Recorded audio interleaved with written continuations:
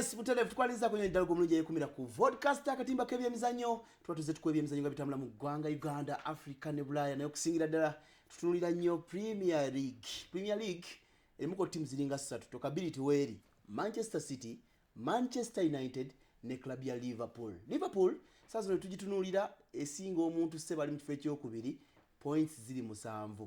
Singa wangula ku mpira gwa West Ham kitegeeza agenze ku points 10 z'abasinga ali mu kifo ekyokumeka ekifo ekyokubiri ati club ya Chelsea. Tukwaniriza n'ebyemizannyo nze Geoffrey Mugerwa tuze kutuusa ku byemizannyo bitambula mu ggwanga Uganda, Africa ne Bulaya.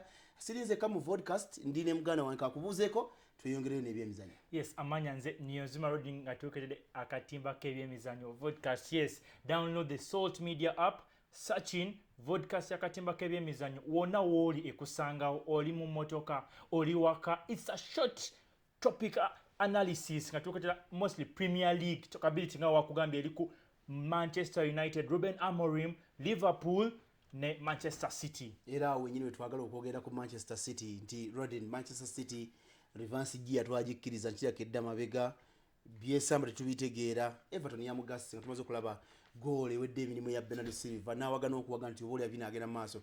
Buzibu ki okuli ku Manchester City nga tuliretinga ekibuga City oba Manchester towera byano Haaland penalty yamulemye buzibu ki Guardiola yekyagamba mbo abasambi bali injured, taina basambi. Atekawo taina Rodri, taina John Stones, taina Nathan Ake wuyo bamujjeko lwa injury. Kwagamba abasambi balina abatono era atunulidde nnyo transfer market ya January. Ayagala kugula abasambi yanga yogedde he wants players that will take on 3 to 4 years at Manchester City. So yeye kwasa abasambi tabalina, but ye agumya n'abagamba I'm going to do better. Era n'agamba mbo we're not safe tetuli mu Champions League spots. Sports is the first 4 top sports. Ne n'agamba mbo yicho nacho nekigenda okubaawo asobola ate he will do better. Kwa koza statement Pep Guardiola ngagamba nti ekyadda kiri nti kuluno gwe guyinza okuba omulundi okusose mu myaka 14 nga timu ekiika mu mpaka z'e Bulaya naye kuluno mukiyinza okugaana. Omuntu akola statement bwe kitegeeza nti aweddemu essuubi. Okkiriza oba ogaana? Nzikiriza statement eyo wagamba mbo it's going to be the first time we don't qualify for Champions League. Naye the way I see things right now table ogitunulira ekyali tight. Ali mu kyamusanvu Man City. Yejamu kiri ongaola yejamu kirimbu tasobola naye at the end tomanya ajazukuka atandikire ku muntu. We still have 18 games to go. 18 match day games to go. So ajaja kuvaya akole.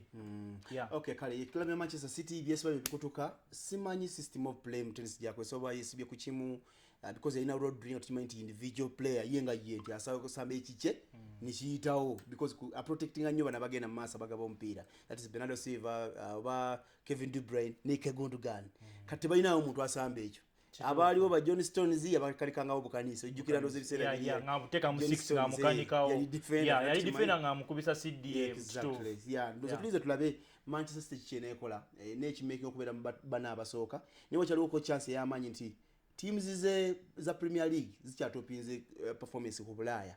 So kitegeeza team 5 sobola okugenda ava match team ya Manchester City na still eri mufo kya musanvu naye awo nyine njala tuogere kyatuka ku kibuga Manchester ne Manchester United Manchester United na yes still kyekimu Ruben Amorim bamumeze Pereira coach Bupate yaba Portugal na mumega Manchester United in the last 5 Premier League games actually 6 yakaongera ompira gumu that was City era nga akoba Manchester City mubi munne gwe yakuba aze Bournemouth amukubye uyaze Wolves amukubye simanyi there's a little tension ku United why olaba ambutation eri ku Marcus Rashford recently olaba bibadde bitukangawo agamba ambutse technical decision not include him agamba form yembi he's making him a better player of late era ganacha yali ku team namukomyawo bukomya namuteekawo Rashford yamusulira ddala umupira gw'ejjo bamukubye wa Wolves Fernandes red card Manuel Ugarte 5th yellow card.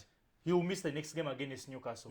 Basambi babiri tebaliwo crucial players at United. So nompira ogudako ndaba tajja sobola. Ate pamba neje musubya ntajja jiwangula Ruben Amorim n'olwekyo tulire tulabe ne takunganyiza points bulungi. Bubango ganti mipira musanvu okay pira musanvu jiko points 8 8 kitegeeza nti wabawo ebibuuzo ebiriwo naye yagumiza n'agamba mbu it's going to be a tough journey yakyogera it's going to be a tough journey ndio tulina munenya kati tetuna munenya kati musambi eno January tenatuuka tewaliwo kadirisa kali aka sama so kitegeeza nti tuleme munenya kati munenya mugwo mwende ate wenzijukiramuko yagamba alina list y'abasambi that he has to let go so okay bayagala baveewo mu mbeere mu benda kale nga tuwumba jana tuogere club ya Liverpool trend bagikutte the last time lwakulemberako kole points nyingi club ya Liverpool 2019 bagitwalako ekikopo club ya Manchester City ekulemberera points 7 buwangulo mpira gwa West Ham ku weekend ejja kwegeza ku points 10 kuba Chelsea tagenda kusamba ejja kulinda atasambe Ipswich maaso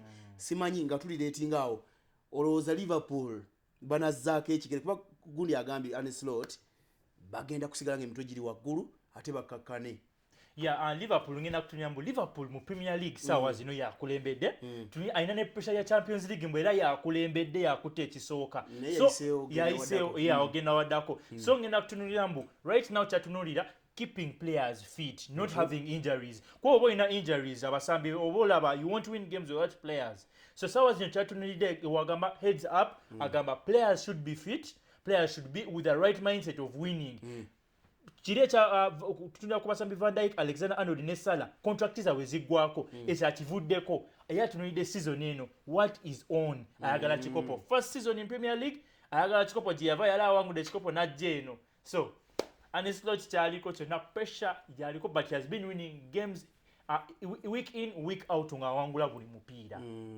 okay club ya Liverpool wangudde mpira 22 mweje mpira 26 ja Ancelotti jabatese mu competitions zonna tomanya bakuuma omutindo ogwo kiyinza okugenda maaso however njagala gompe endowoozayo si kyolowooza kwayinza okuwangula ekikopo kya season ndabanga ekikubye kona wetuuka wakati mpira gyebulako konga ebiri okutuuka amakati ga Premier League wakati however nkimanyi olinawo coinsight naawe olowooza ekikopo kiri wakati 1 nabaddeko ku social media awo nendaba ne bagamba buli Mosala Mohamed Salah wapostinga akafaananyi nga ali ne family obanga postinga akafaananyi ebya Christmas yapostinga Christmas musajja mu Islam era we yapogamba buli wapostinga Liverpool tewangula kikopo kati inze competition ng'agiteeka ku club ya Liverpool sawa zino siraba nabanga Chelsea yazimbye ebigere Chelsea yazimbye bamukubye omupiira bamukubye naye bamugudde wangula ku West Ham kitegeeza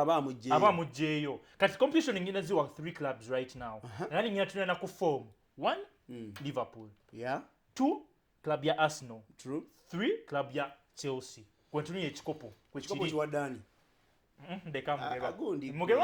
mugerwandeka tugenda kukoma wano omusajja aganya okwekomitinga naye nze nkyakiwulira kali keggabe ka 2018-2019 Arsenal kyasobola okuvuganya ku kikopo kino oganye towa kikyo ama tugenda kukoma wano ebyemizanyo ebisinga tujja byogerako kawo of course it has been a vibe tugambye vodka Akatimba k'ebyemizanyo tunoonye ku YouTube buli kimutegezayo n'omulala omugambe biba binyume downloading aka app ka Salt Media app koka ka downloading wona woli kakusanga short top trending topics mu Premier League zoka akuuma tukumira mpeya tukusiibudde wera